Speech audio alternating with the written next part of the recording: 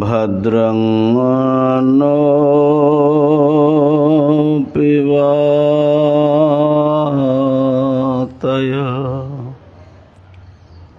मनः।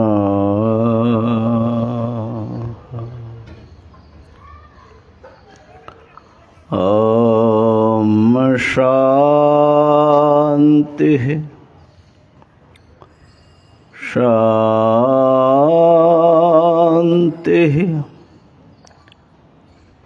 शान्तिः।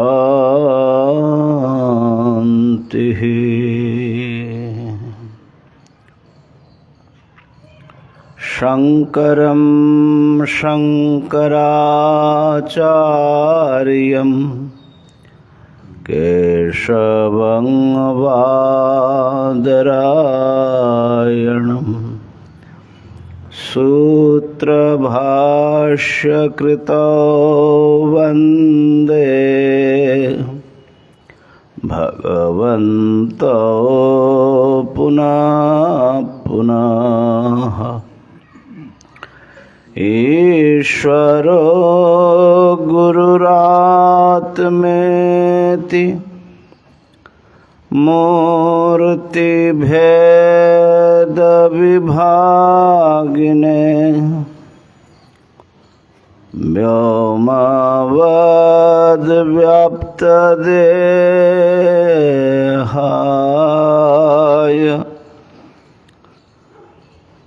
दक्षिणामूर्तये नमः।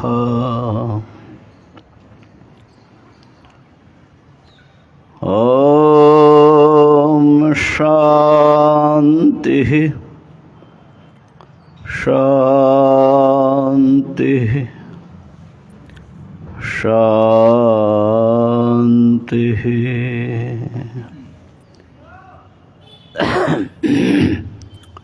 हरि ओम हरि ओम हरि ओम।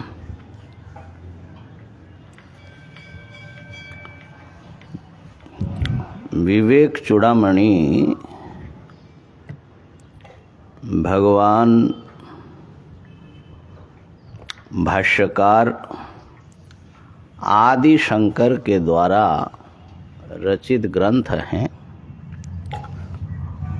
और उसका अंतिम प्रकरण में हम लोग पहुंचे हैं। कुल 580 कितने हैं श्लोक? 581 581 दिखा रहा है।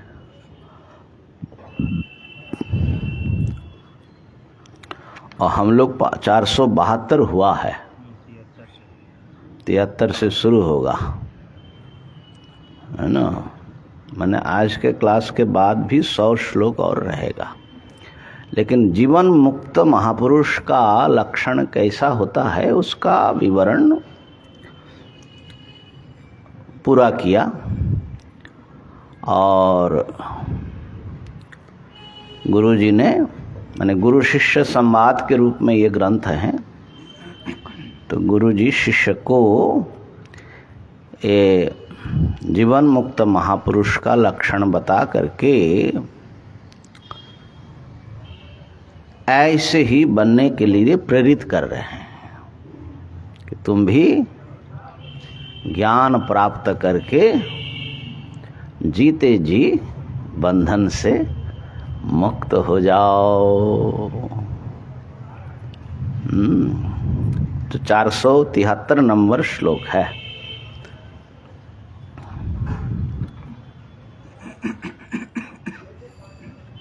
जो जीवन मुक्त का लक्षण आया है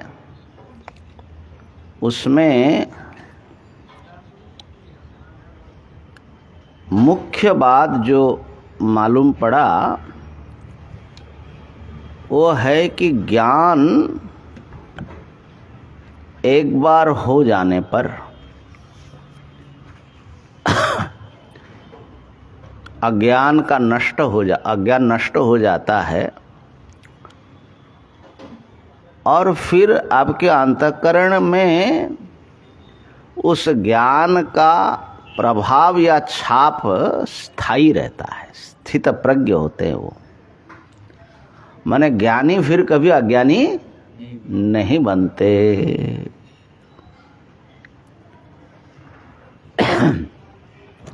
इसलिए ज्ञान के बाद यदि वो समाधि में मग्न रहता है, ज़्यादातर दिखाई पड़ता है,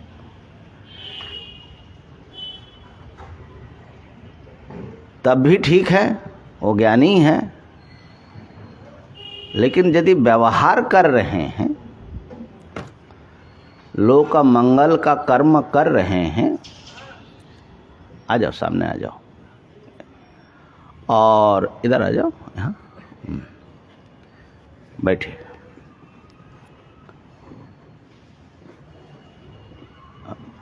उपदेश आदि कर्म कर रहे हैं तो उस समय व्यवहार करता हुआ भी, भोजन आदि उपदेश आदि व्यवहार करते हुए भी, तो उनका मन तो उन चीज़ों में लगाना पड़ेगा। वृत्ति दूसरी होगी, फिर भी उनके भीतर जो ज्ञान है वो सदा विद्यमान रहता है। ये मैं समझता हूँ कि सबसे मुख्य बात जो है समझना चाहिए। दूसरी बात है, जीवन मुक्त व्यक्ति हमेशा आनंद में रहते हैं, निरंतर आनंद में डूबे रहते। इधर आ जाओ बाबू, सामने आ जाइए। हाँ, आप अपने जगह पर आ जाइए, कोई बात नहीं। यद्यपि कांटा गड़ेगा चलते हुए तो उसकी वेदना उनको अनुभव होगी,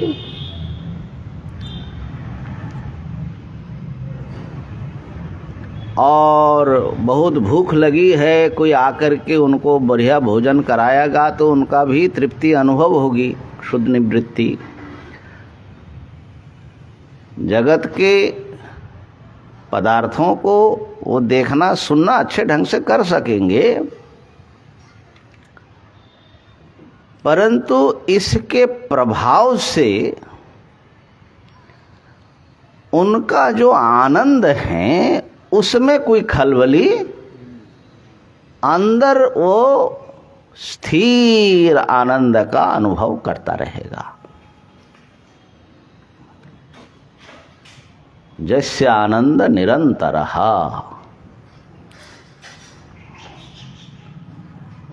कई बार ऐसे महापुरुषों के जीवन में दिखाई पड़ता है कि रोग व्याधि से चिल्ला रहे, रो रहे। ठाकुर के जीवन में ही देखा, गले के जो तकलीफ हुआ था,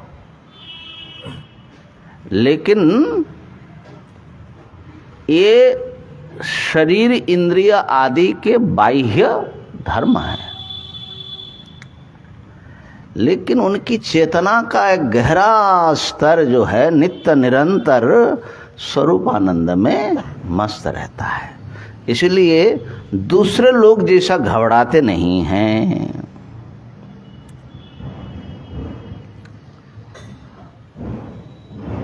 तीसरी बात बताया कि उनको जो प्रपंचानुभूति है, द्वैत व्यवहार की अनुभूति है,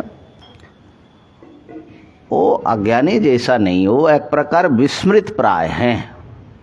माने ये मिथ्या और छाया के रूप में उनकी अनुभूति में रहता है। चौथी बात बताया कि उनके मन में काम क्रोधादि वृत्तियों का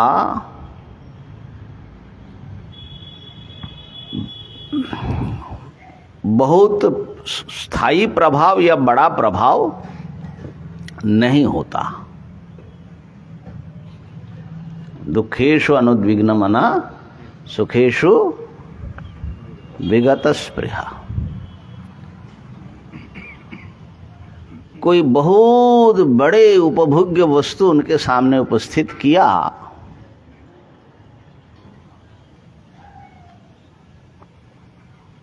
और वो उसका आनंद भी मान लो ले रहे व्यवहारिक दृष्टि से, लेकिन फिर भी उनके भीतर उसके प्रति कोई स्पृहा नहीं होगी। हमारे भीतर जैसे खलबली मच जाती हैं, उनके भीतर नहीं होती है। जैसे नदियाँ समुद्र में कहाँ विलीन हो जाती हैं, ऐसे ही संसार के भोग्य पदार्थ, रमणीय रमणीयतम वस्तु उनकी गंभीर चेतना में कहाँ विलीन हो जाती हैं। वो समुद्र के समान अक्षुभ्य भीतर से बने रहते हैं। नर नारायण जैसे बने। हाँ, नर नारायण अवतार की बात हम लोगों ने चर्चा किया था। और एक विशेष बात बताया कि जीवन मुक्त व्यक्ति का जो प्रारब्ध भोग है, ये भी अज्ञानी की दृष्टि से, बाह्य दृष्टि से ही श्रुति ने कहा। वस्तुतः जीवन मुक्त व्यक्ति का कोई प्रारब्ध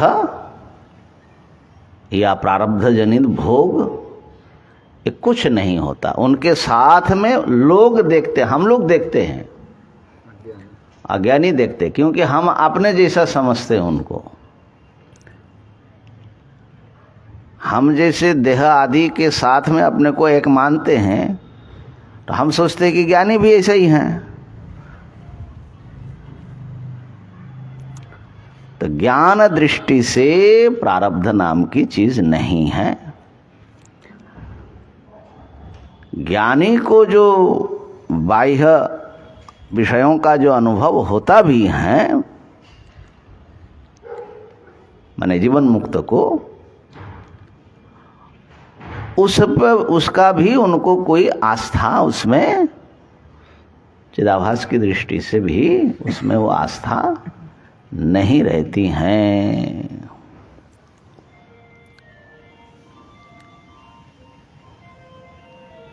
इस विषय में पंचदशी के तृप्तिदि प्रकरण में विचार आया। हम लाए नहीं, असल में पंचदशी निकाले तो थे। तो उसमें एक बात की चर्चा हुई कि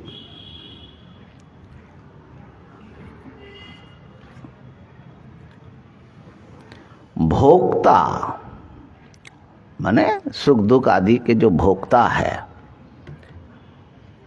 भोक्ता कौन है, इसका स्वरूप क्या है।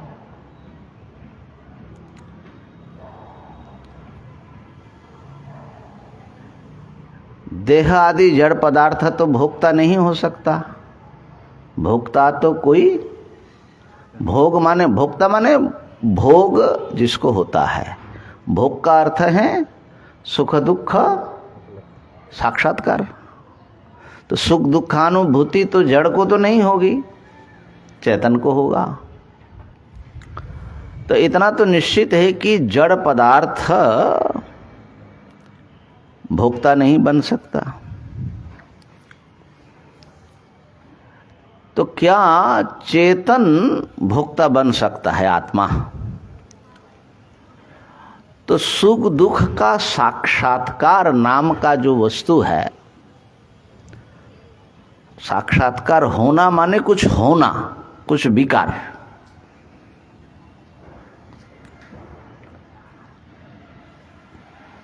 पहले सुखानुभूति नहीं थी, अब सुखानुभूति हो रही है। तो कुछ तो हुआ, कहाँ हुआ? चेतन में यदि हुआ तो चेतन को जो शास्त्र कूटस्थ, निर्विकार, असंग आदि बताते हैं, आत्मा, आत्मा तो निर्विकार है, उसमें तो कुछ परिवर्तन हो नहीं सकता, निष्क्रिय है। हाँ,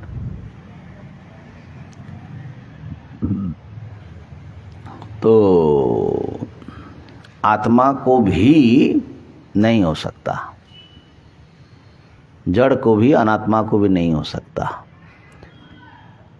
तो भोग कौन कर रहा है? ये जो हम लोग जो मैं आप जो ये जो व्यवहार हो रहा है ये कौन है? चिदाभास जो है जड़ है कि चेतन है? जड़ चेतन का मिश्रित उपाधि हैं? उपाधि नहीं, चिदाभास जो है आत्मा की उपाधि है, लेकिन वो जड़ है कि चेतन है? जयशर महाराज बोल रहे हैं कि चिदाभास भोग करता है, मिक्स्ड है। मतलब चेतन जैसा बन जाता है। चेतन जैसा बनने से भी रहता तो जड़ ही है कि चेतन होता है। चेतन प्लस अज्ञान। तो इसलिए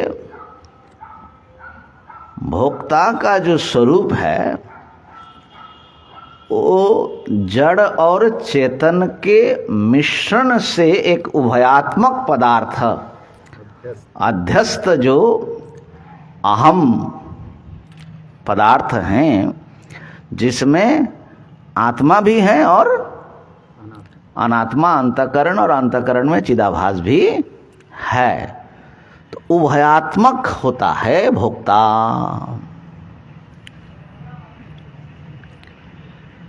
अब उभयात्मक का अर्थ जो है क्या है? क्या कोई वस्तु चेतन और जड़ दोनों हो सकता है क्या? दो व्यक्ति अलग अलग है क्या? दो मिलकर के कोई तीसरा कुछ हो जाता है क्या? दो तो दो ही रहेंगे।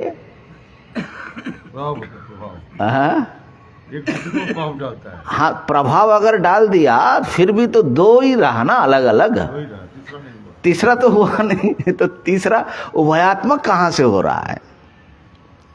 आप तो चेतन में कोई प्रभाव मानते नहीं है, चेतन तो निर्विकार है, असंग है।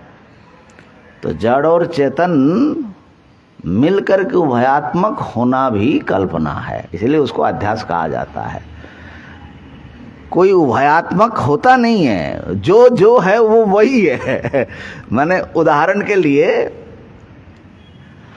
रस्सी को आपने सर्प समझा, ये सबसे बढ़िया जो है अपना वेदांत का रज्जु सर्प। अब ये जो सर्प है सामने, जिसको देख करके आप डरे, तो आपको डराने वाला कौन है? अगर प्रश्न करे किसने डराया? सांप ने। सांप तो वहां है नहीं, बोले कल्पित सर्प ने। तो रस्सी ने कुछ नहीं किया ना। तो रस्सी को हटा लेते हैं। अरे महाराज, रस्सी हटाएंगे तो सांप ही नहीं रहेगा। अच्छा, तो खाली रस्सी रहे तो डर होगा? डर नहीं होगा। अज्ञान भी रहे तो कोई हर्जा नहीं है, लेकिन डर नहीं, डराएगा नहीं। ओह, तो वहां तक पहुंचना पड़ेगा कि नहीं? अब बताओ, सामने जो सांप देखा, वो सांप ने डराया कि रस्सी ने डराया? किसने डराया? आपको डराया कौन? कल्पित सर्प ने या सत्य रस्सी ने? कहा कि महाराज दोनों मिल के क्योंकि अयम सर्पक होना पड़ेगा ना, अयम माने रस्सी आ रहा है, तो इसी को विशिष्ट बोलते। विशिष्ट, ना अकेले सर्प काम करेगा, ना अकेले रस्सी काम करेगा, लेकिन विशिष्ट। अब बताइए, ये जो विशिष्ट है,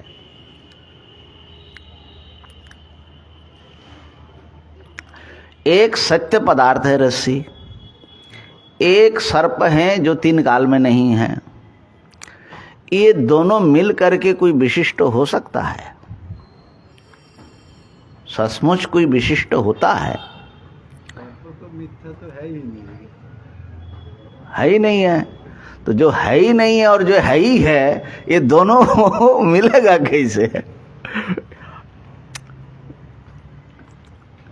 यही तो हाँ, इसलिए विशिष्ट भी कल्पित है, वो भी अध्यस्त है। ठीक है ना?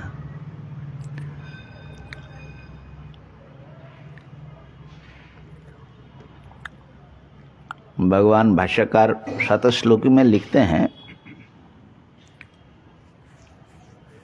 कि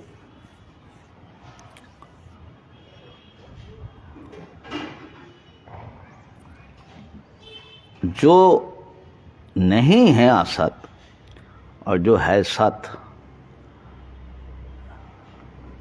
ऐसे दोनों की विवाह होना संभव है। माने किसी काल्पनिक प्रतिमा से किसी सच्चे व्यक्ति की शादी करना होगा? काल्पनिक ही होगी वो शादी। लेकिन काल्पनिक शादी से बच्चे उच्चे होंगे कि नहीं? सब काल्पनिक।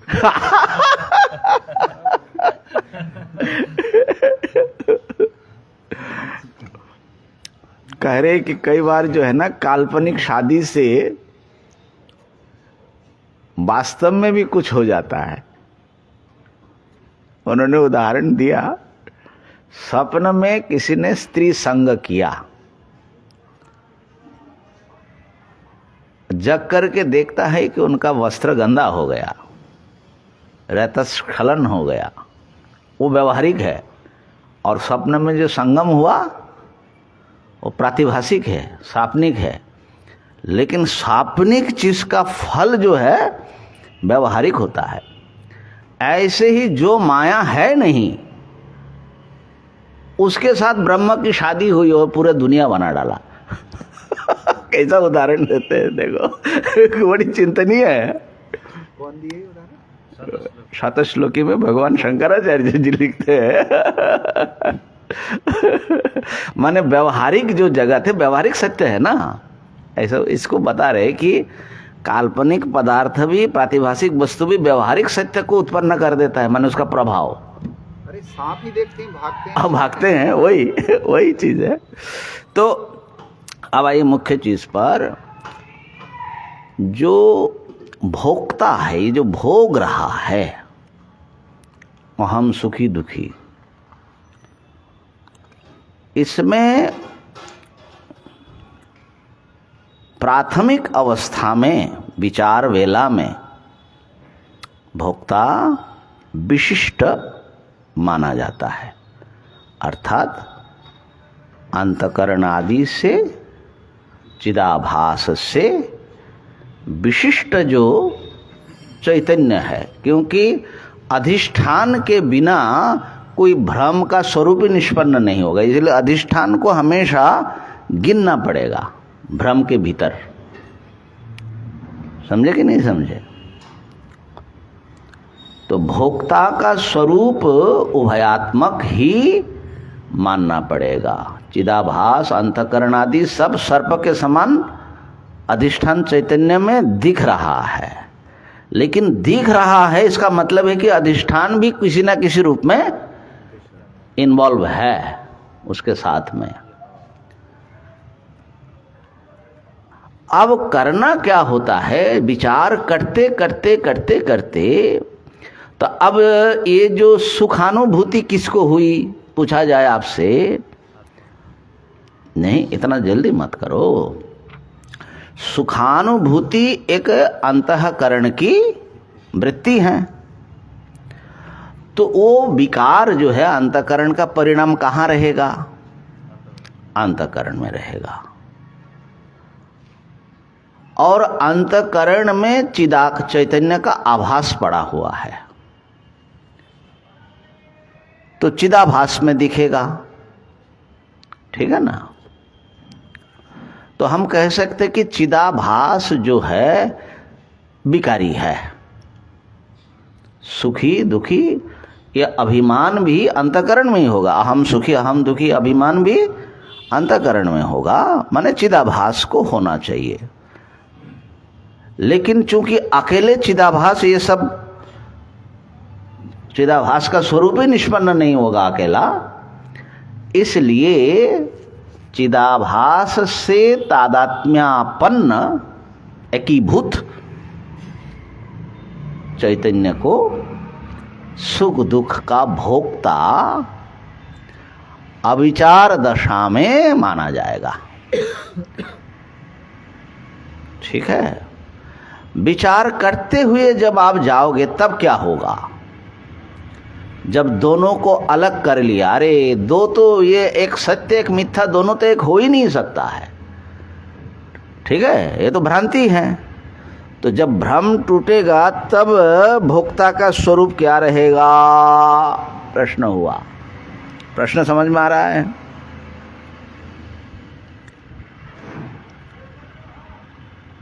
तो उस समय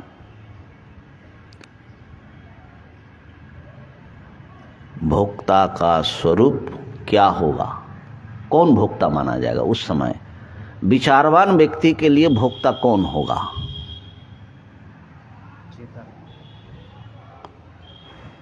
चेतन को वो असंग कुटस्थ अभिकारी समझ रहे हैं कि नहीं समझ रहे हैं?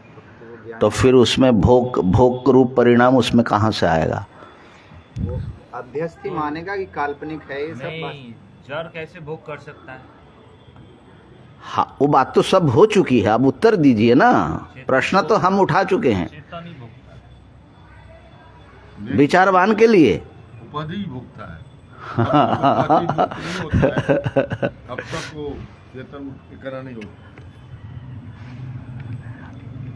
तो जो विचारवान है उनके लिए भोक्ता है ही नहीं है, सीधा बोलो ना।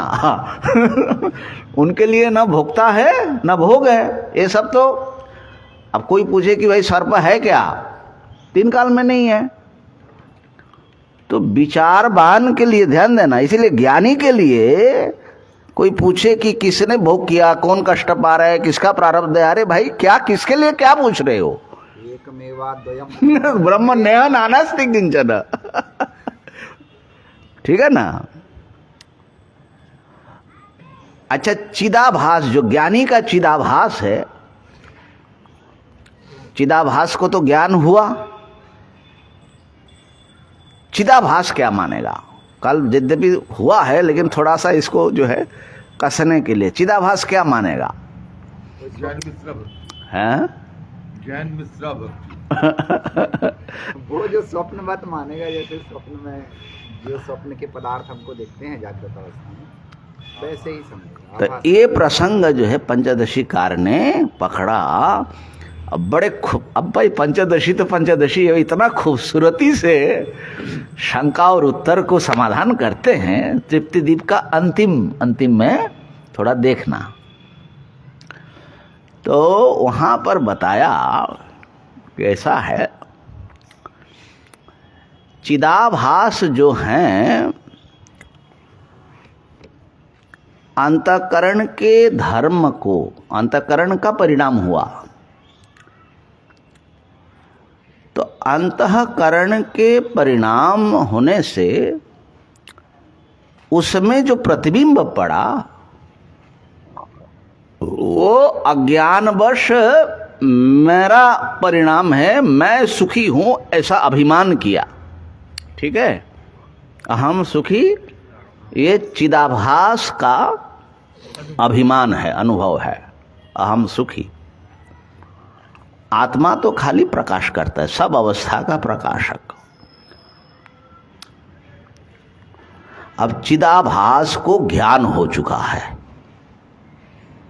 अब वो जो है जान रहा है कि ये परिणाम अंतःकरण में आया हुआ है।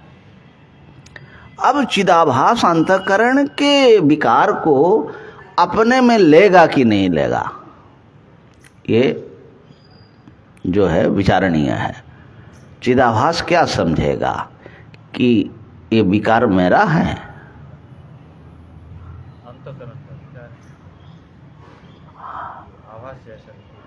तो आभास क्या समझेगा कि मुझे विकार है? नहीं। क्यों? दर्पण के विकार प्रतिबिंब में भी असल में नहीं होता, दिखता है। ध्यान देना, समझे? उपाधि का जो विकार है वो तो उपाधि में ही रहेगा ना, उसका विकार कहीं और में कहाँ जाएगा? जिसका जो है वही धर्म है। तो उपाधि का विकार भी माने अंतःकरण का विकार अंतःकरण में है। चिदाभास उसमें उसके साथ अंतःकरण को अपना स्वरूप मान करके उसके धर्म को अपने में आरोप कर रहा था। अब चिदाभास हो गया ज्ञानी, अब क्या होगा उसका? वो कभी भी कहेगा कि ये तो चिदाभास में भी चिदाभास विकार लेने के लिए तैयार नहीं है, तो उस विकार को आत्मा में कहां से आरोप करेगा? ध्यान में आई बात? ऐसा पंचदशी कार ने बहुत बढ़िया खिला दिया। उस ध्यान देना, इसको जो है अच्छी तरह लगा लेना। बहुत दूर की बात है। कितने दूर की बात है भाई। जब जल में पड़ा हुआ प्रतिबिंब, जो सूर्य प्रतिबिंब या चंद्र प्रतिबिंब हिल रहा है, अब वो प्रतिबिंब को समझ में आ रहा है कि ये जल हिल रहा है, मैं नहीं हिल रहा हूं, खाली दिखता है, तो उसका हिलना सूर्य के ऊपर आरोप करने का तो हिम्मत ही नहीं पड़ेगा। तो चिदाभास जब अपने में ही ये सब विकार मानने के लिए तैयार नहीं है, तो वो साक्षी स्वरूप आत्मा में कहां से आरोप करेगा? है ना? तो इसलिए ज्ञानी को किसी प्रकार का कोई तकलीफ तीन काल में नहीं है। हाँ, हम अपनी बुद्धि से, बाह्य दृष्टि से हम अपनी ज्ञानी के ऊपर कल्पना करते हो। वो बताया भी, वो पंचदशी कारणी हो, वो स्पष्ट करके बताया। कहा कि देखो, मैं तो कृतकृत्य हो गया हूं, मेरा कोई कर्तव्य नहीं है, और ये जो भूख प्यास अशन बशन आदि व्यवहार है, ये अज्ञानी लोग मेरे में आरोप करते हैं, तो करे, उससे मेरा क्या है? कानो हानि। अज्ञानी कुछ अपनी कल्पना करते रहे। चिदाभास बोल रहा है। मैंने कितनी असंगता उस ज्ञानी व्यक्ति में रहती है। तो इसीलिए प्रारब्ध आदि का सचमुच जो बातें हैं वो लोअर लेवल से ही हो सकती है, वो ज्ञान की दृष्टि से नहीं हो सकती है। तो ये बात जो है मैं समझता हूं कि बहुत अच्छे ढंग से विवेक चूड़ामणि में आ गया। तो इसको बोल करके कि देखो, गुरुजी कह रहे कि इस प्रकार से तत्व को जान करके,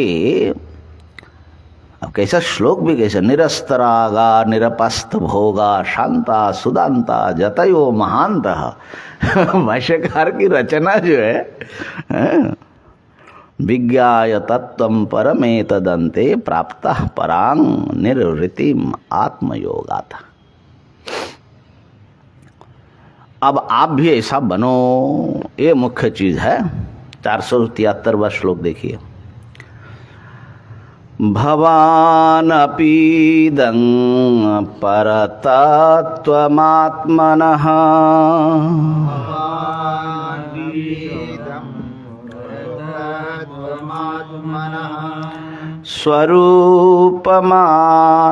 स्वरूपमानन्दघनं विचार्य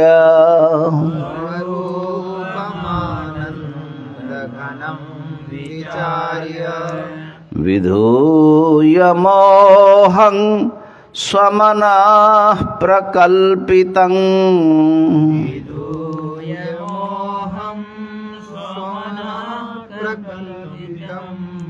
मुक्तः कृतार्थो भवतु प्रबुद्धः।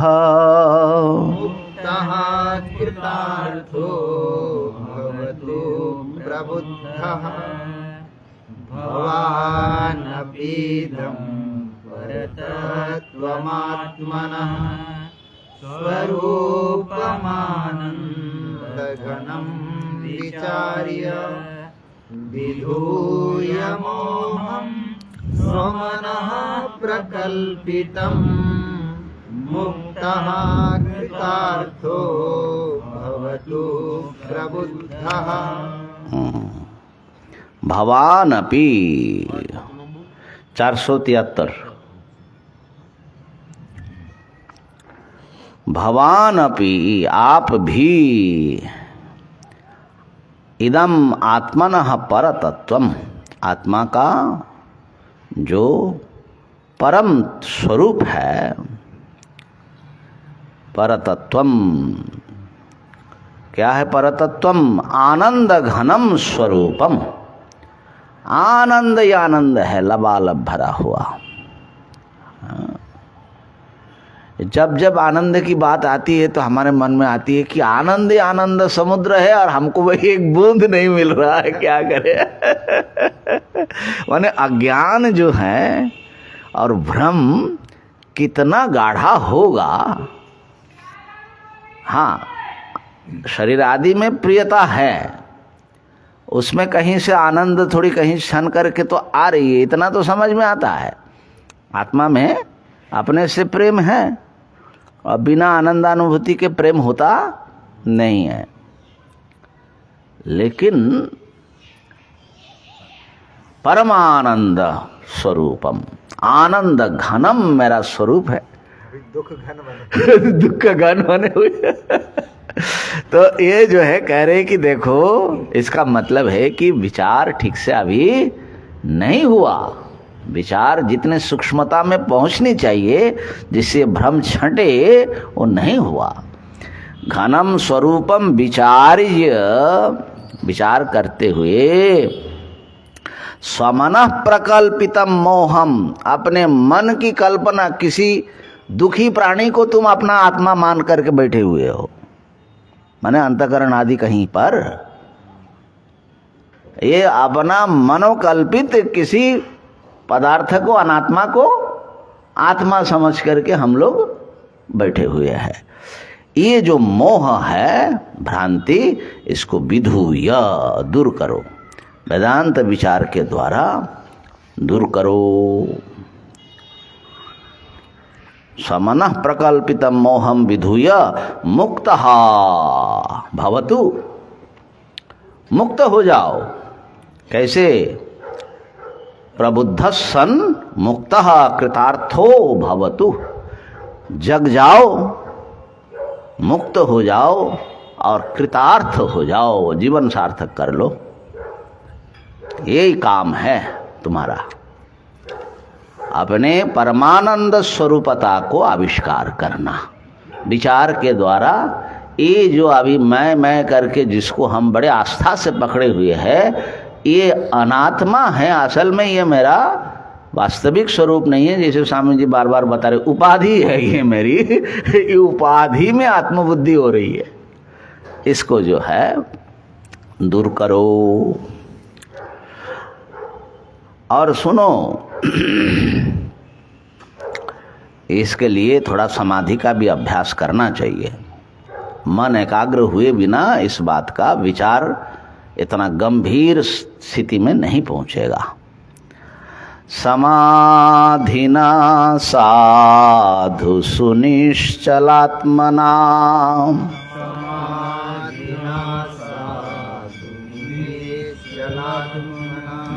पश्यात्मतत्त्वं स्फुटबोधचक्षुषा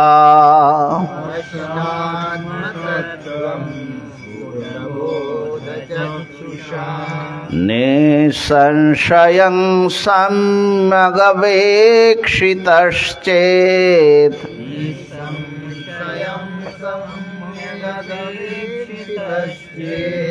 श्रुतः पदार्थो न पुनर्विकल्पते।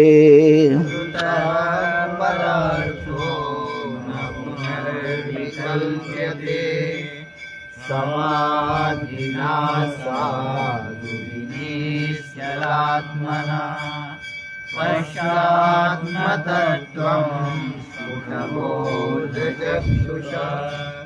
निसंशयं सम्यग् न पदार्थो न पुनर्विकल्प्यते। समाधिना साधु सुनिश्चलात्मना, साधु संबोधन ले लो, अथवा साधु को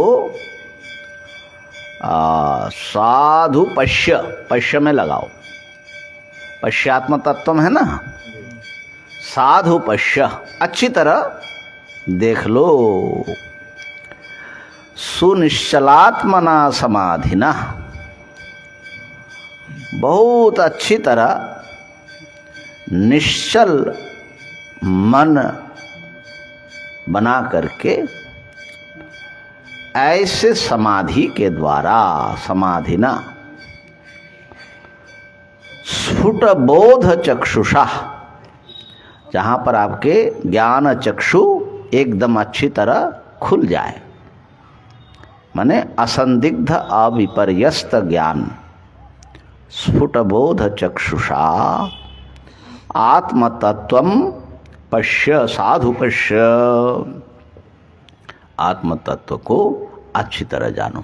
मन को अत्यंत स्थिर करके, समाहित करके, और बोध चक्षु, स्पष्ट बोध चक्षु के द्वारा, ज्ञान चक्षु के द्वारा, माने ये आत्मा है और ये सब अध्यस्त है ना, देहा आदि। झूठा हाँ और बुद्ध चक्षुषा, हाँ ये दोनों एक दूसरे का परिपूरक है या अलग है? हाँ, नहीं, विशेषण है ना, स्फुट माने स्पष्ट। तो कई बार क्या होता है, थोड़ा थोड़ा ज्ञान होता है लेकिन अच्छी तरह पूरा दिखाई नहीं पड़ता ना। हमारा आँख जैसे है, तो आँख अगर कमजोर हो दिखता है, लेकिन एक को दो दिखता है। बोध चक्षुषा और स्फुटन, ये दो शब्द एक का ऊपर आरोप।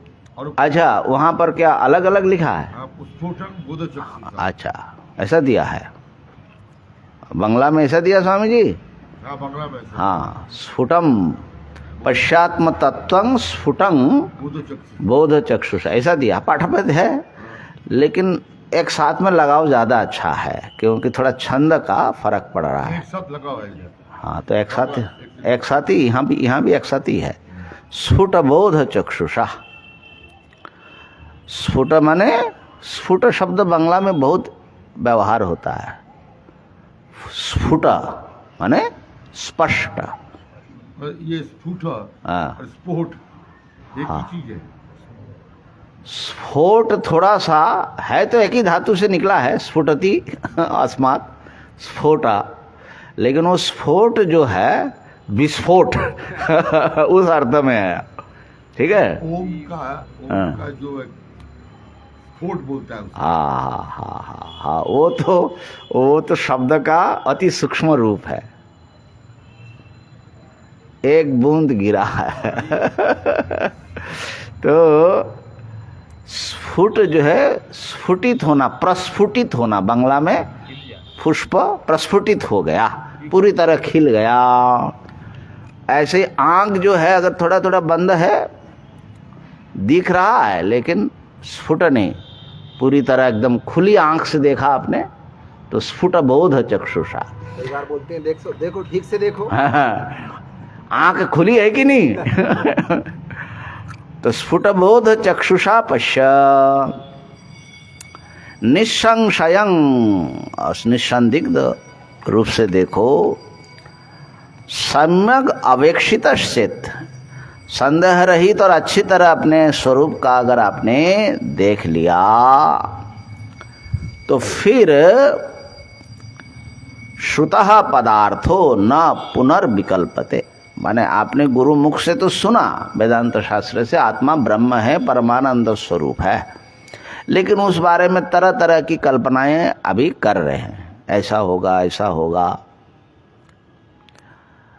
तो जब निसंदिग्ध रूप से अच्छी तरह आत्मस्वरूप का साक्षात्कार हो जाएगा, स्पष्ट ज्ञान चक्षु के द्वारा देख लोगे, तो फिर ये सब कल्पनाओं के लिए कोई स्थान नहीं रहेगा, है ना। कल्पना तो उसको करनी पड़ती है जिसको साक्षात दिखाई नहीं पड़ रहा है।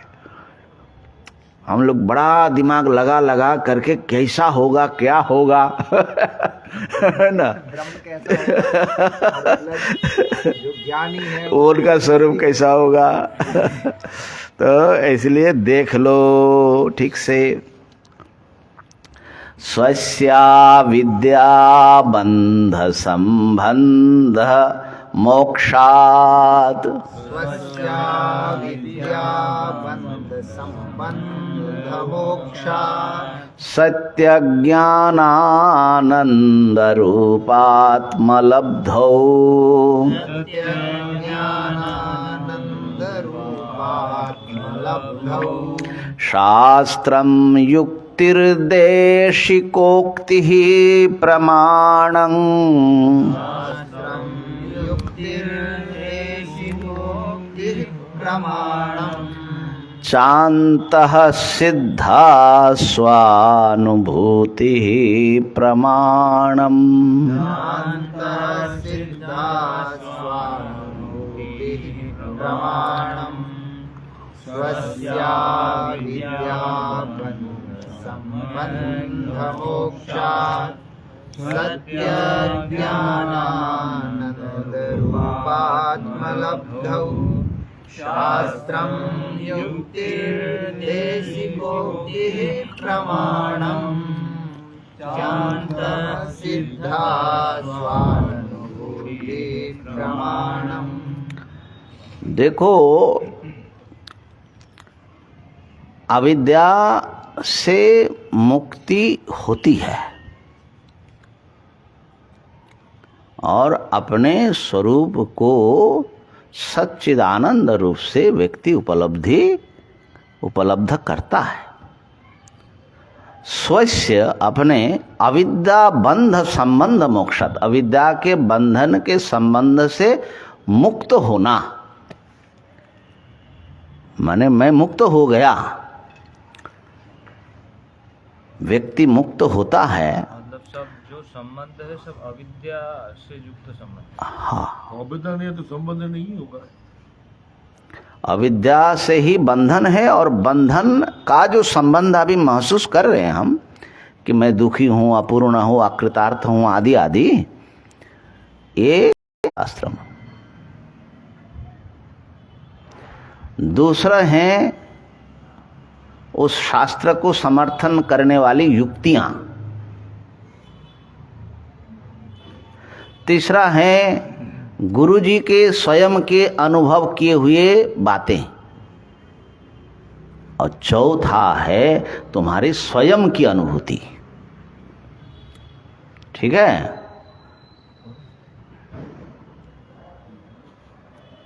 तो शास्त्रम युक्ति ही, शास्त्र माने सारे शास्त्र नहीं, आत्मा के विषय में खाली वेदांत शास्त्र ही प्रमाण है। शास्त्रम माने वेदांत वाक्यम, युक्ति ही जिसको हम लोग मनन कहते हैं, नाना प्रकार की युक्ति कि आत्मा ही सत्य है, एक अद्वितीय है और दृश्य सब मिथ्या है। और देशिकोक्ति ही, देशिक उपदेष्टा गुरु अथवा गुरुजनों के, गुरु परंपरा के वचन भी जिसे हम लोग पढ़ रहे हैं, ये सब क्या है? गुरु वचन है। महाजन। हाँ, तो गुरु परंपरा होती है, अद्वैत परंपरा, शांकरी परंपरा। अब भगवान शंकराचार्य कह रहे हैं तो हमारे गुरु जी के वचन है ये। तो उनका कहना शास्त्र के अनुसार, युक्ति के अनुसार भी है ना, और अनुभव के अनुसार है। तो देशिकोक्ति ही प्रमाणम, ये सब प्रमाण हैं। देखिए, प्रमाण के अनुसार ही व्यक्ति का सही निश्चय होता है, प्रमा होता है। इसलिए जो प्रमाणों को छोड़ देता है और अपनी मनोकल्पना के पीछे भागता है ना, वो सफल नहीं होता। महात्माओं में एक है, माने मनमुखी की गुरुमुखी। हाँ, ऐसा बोलते हैं कि बहुत लोग अपने, उनको कुछ समझ में आया, अपने संस्कार के अनुसार वो साधना में लगता है। अब सही भी हो सकता है, गलत भी हो सकता है, क्योंकि मनमुखी है। अब मन क्या क्या माने कल्पनाएं करता है। अब बहुत ज़्यादा आजकल मनमुखी जो है बहुत हावी है। आजकल जिसको मन मौजी करके हो जाए। ना मनमौजी तो साधक नहीं होता, वो तो अलग ही है, लेकिन मनमुखी साधक की बात हो रही है। साधना करता है लेकिन वो मनमुखी, प्रमाण ही है। हाँ, प्रमाण के अनुसार अपने मन को उन्होंने सही रास्ते में लगाया नहीं है। जो उनको कुछ लगा कि ये सही है तो उसी में चल पड़ा, कुछ दिन चला फिर उन्होंने कहा ये सही नहीं है। हाँ, तो फिर कोई दूसरा चला गया, ऐसा भी चलता है। प्रमा और प्रमाण, हाँ प्रमाण तो प्रमा का बस ले जाता है। हाँ, प्रमा माने यथार्थ ज्ञान, किसी वस्तु का वास्तविक जो स्वरूप है। तो इसलिए प्रमाण के अनुसार चलो और प्रमाण से अपनी बुद्धि को संस्कृत करो, तभी प्रमा का पास जाने का हाँ, तभी जा सकते हो, नहीं तो कहाँ का कहाँ पहुंचोगे, कोई ठीक नहीं। कितना जन्म भटकना पड़ता है। तो ये चीज जो है ध्यान रखना चाहिए। अपने को जो सार्थक जीवन सफल बनाना चाहते हैं उसके लिए बहुत इंपॉर्टेंट चीज है। लेकिन ये जो शास्त्र है, युक्ति है, गुरु वाक्य हैं, ये आपके मन के गाइड तो करेगा लेकिन अज्ञान का पूरी तरह नाश नहीं करेगा। तो अज्ञान का नाश कौन करेगा? स्वानुभूति ही अंत सिद्धा स्वानुभूति ही प्रमाणम। वो अंतिम प्रमाण है जो ब्रह्माकार वृत्ति, वो होना आवश्यक है। माने ब्रह्म साक्षात्कार प्राप्त करो। गुरु का अनुभव, शास्त्र का अनुभव अपना स्वानुभव बनाओ, ठीक है? क्योंकि गुरु जी जानते हैं कि ऐसे और भी चेले को उपदेश दिया होगा वो तो उपदेश पा करके कृतार्थ हो गया, स्वानुभव हुआ नहीं। इसलिए बोलता है धर्मस्य दत्तं नीतो गुहायं महाजनो जनो गतो सपंथ। हाँ, ठीक कहा कि ऐसा क्यों बता रहे हैं, सहानुभूति का इतना महत्व आप अलग से क्यों दे रहे हैं? सुनिए। बंधो मोक्षश्च तृप्तिश्च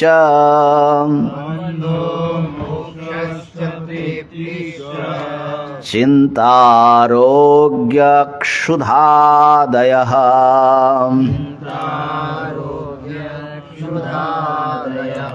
रोग्य है कि रोग है? अच्छा, ठीक है।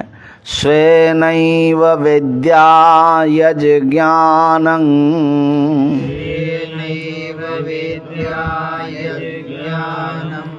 परेषामानुमानिकम्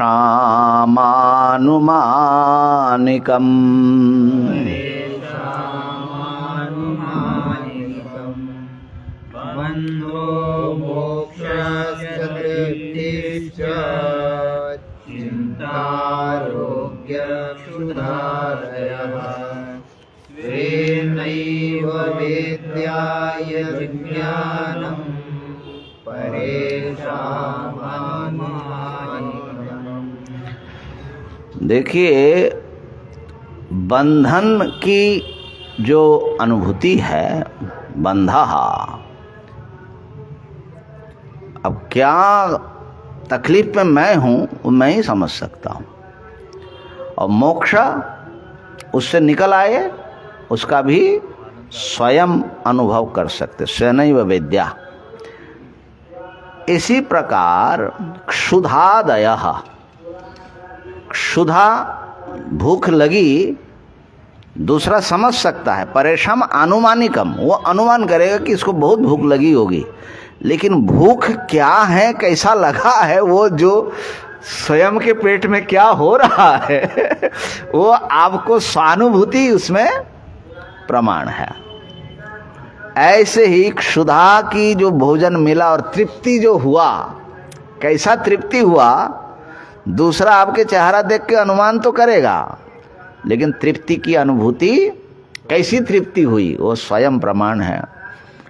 इसी प्रकार रोग हुआ, पेट में दर्द है, भाष्यकार कहते कि किसी को शूल व्यथा हो रहा है, पेट में शूल वेदना। शूल वेदना क्या होता है? जैसे शूल जैसे कोई चुभाए ऐसा होता है, एक एक झटका आता है ना।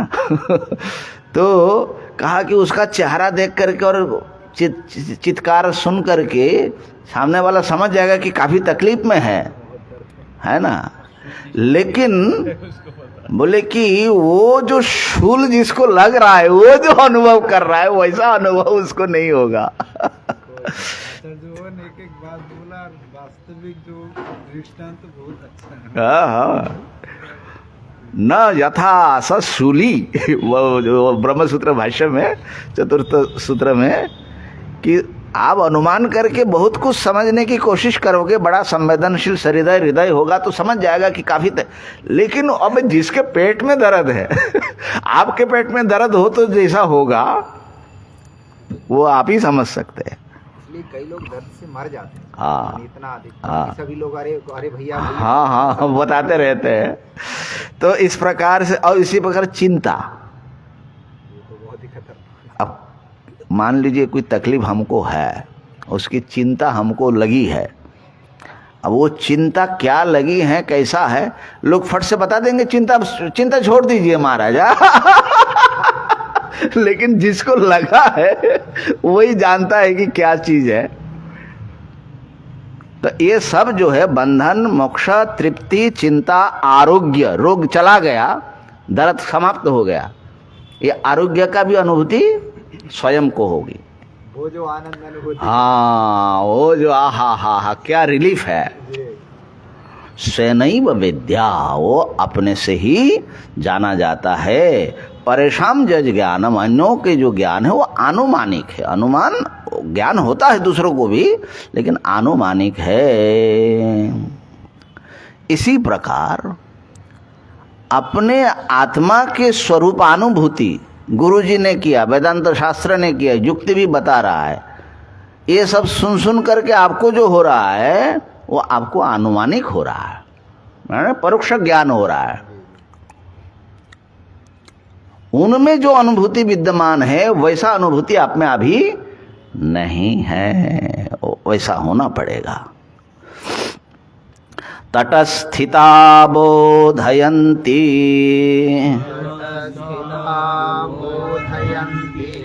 गुरवः श्रुतयो यथा प्रज्ञयैव तरेद् विद्वान् ईश्वरानुगृहीतया।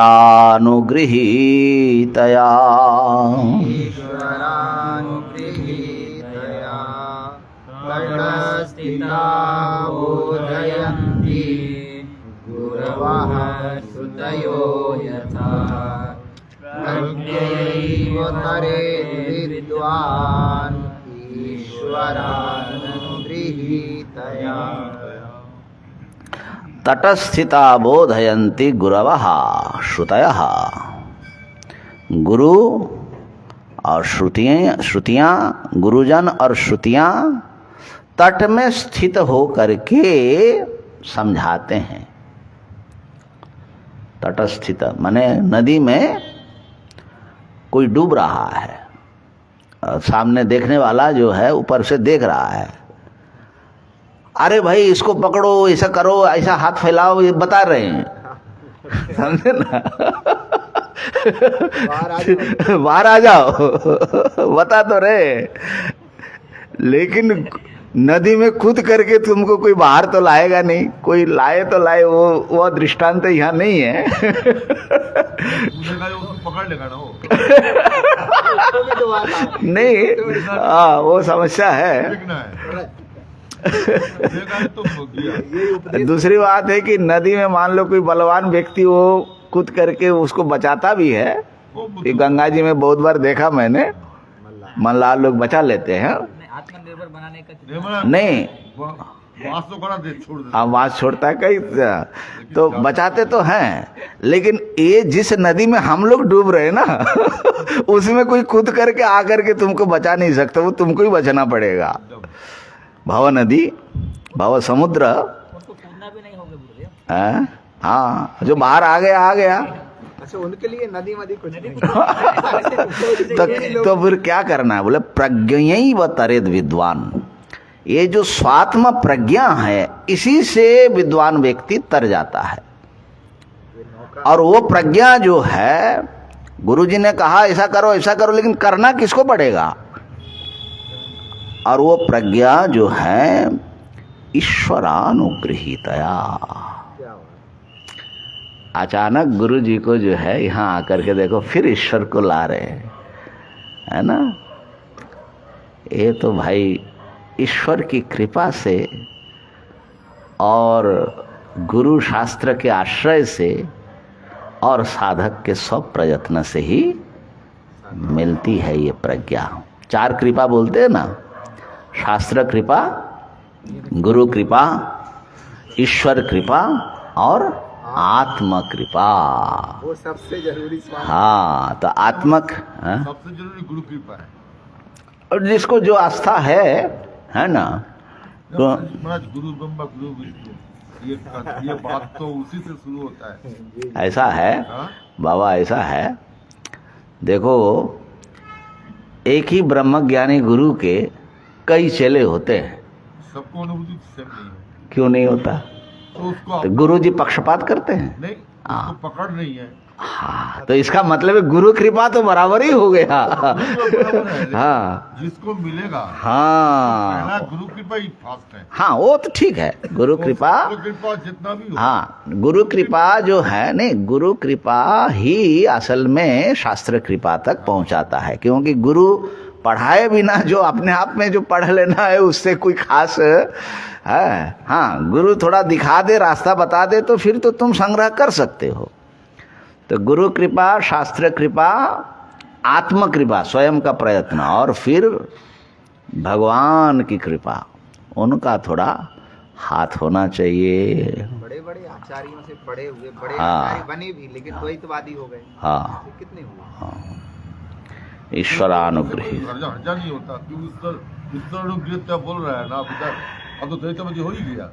ईश्वरानुगृहीतया, ईश्वर के अनुग्रहित प्रज्ञा के द्वारा। ये द्वैतवादी है ना। कौन सा?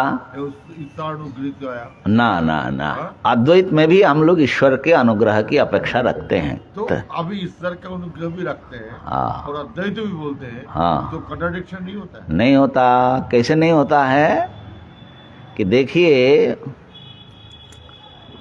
अद्वैत जो है वो पारमार्थिक सत्य है, और अद्वैत को मुझे उपलब्ध करना है, पाना है।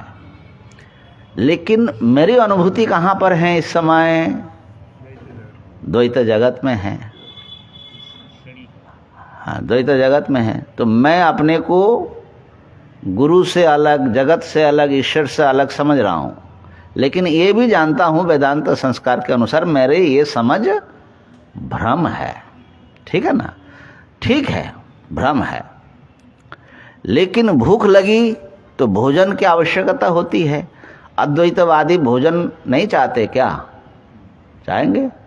ऐसे ही अद्वैतवादी भी गुरु कृपा, शास्त्र कृपा, ईश्वर कृपा, इन सब के साथ ही चलते हैं। जब साधक अवस्था में जो साधक होता है उसको गुरु की, अब मान लीजिए कि मैं अद्वैतवादी हूँ, लेकिन एक प्रश्न मेरे मन में उठ गया, अद्वैत साक्षात्कार नहीं हुआ, तो उस प्रश्न का उत्तर मेरे अपनी बुद्धि से नहीं आ रही है, मेरे शास्त्र से भी मुझे नहीं मालूम पड़ रहा है, तो आचार्य के पास जाना पड़ेगा।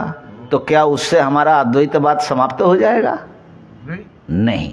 तो ऐसे ही ईश्वर को मानने से भी कोई अद्वैतवाद समाप्त नहीं होता, क्योंकि ईश्वर को जगत संसार का कारण के रूप में हम मान रहे हैं, वही ब्रह्म। एक श्लोक है, आचार्याणि मां विद्धि हाँ, सर्वदेवमयं गुरु। हाँ हाँ, इसका मतलब क्या है? हाँ ना, वो तो ठीक है, वो तो भागवत में भी है, आचार्यं मां विजानीयात। हाँ, सर्वदेवमय गुरु। इसका जगह में से अद्वैत कहाँ आता है? इसमें अद्वैत में कोई विरोध तो है नहीं। हाँ? विरोध कहाँ है बाबा? ना, विरोध नहीं बोलता, विरोध मैं नहीं। बोलता हूँ, मेरे को ये जगह लगता है हम्म, गुरु कृपा और अद्वैत, ये दोनों एक जब हो जाएगा तो गुरु शिष्य भेद नहीं रहेगा। हाँ, माने ज्ञान होने पर गुरु शिष्य ईश्वरो गुरुर आत्मेति मूर्ति भेद, तो भेद खाली शरीर के दृष्टि से। अष्टावक्र मुनि बोला था पहले गुरु दक्षिणा दे दो, तुम बोध होएगा तब तुम गुरु नहीं आएगा।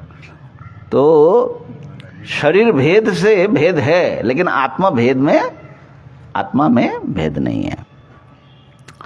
ईश्वरानुगृहीतया स्वानुभूत्या स्वयं ज्ञात्वा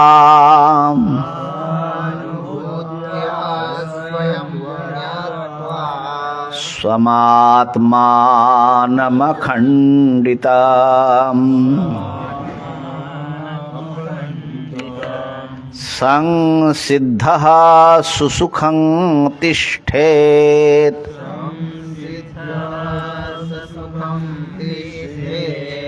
निर्विकल्पात्मनात्मनि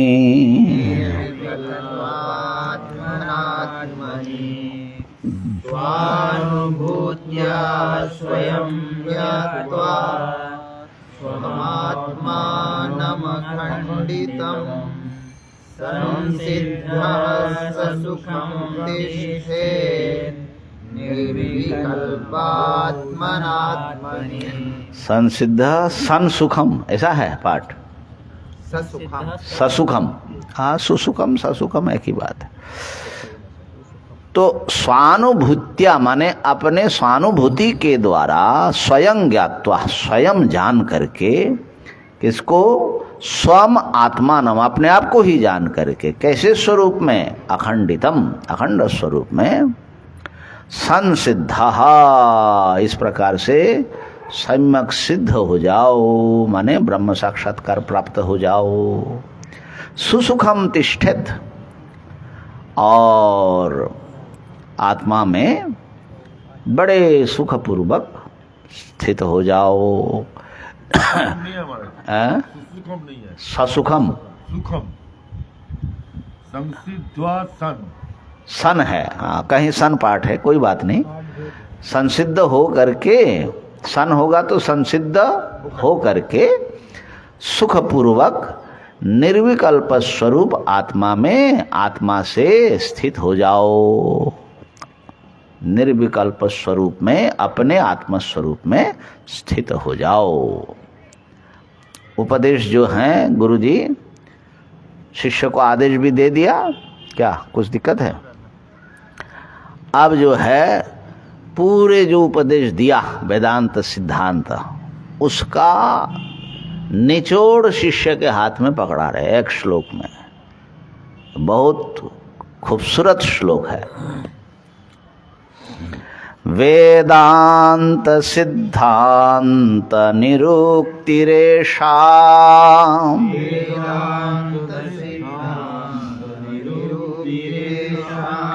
ब्रह्मैव जीवः सकलं जगच्च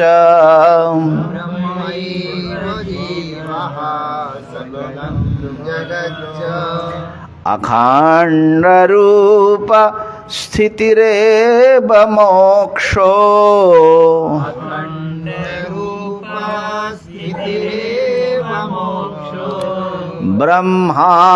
ब्रह्माद्वितीये श्रुतयः प्रमाणम्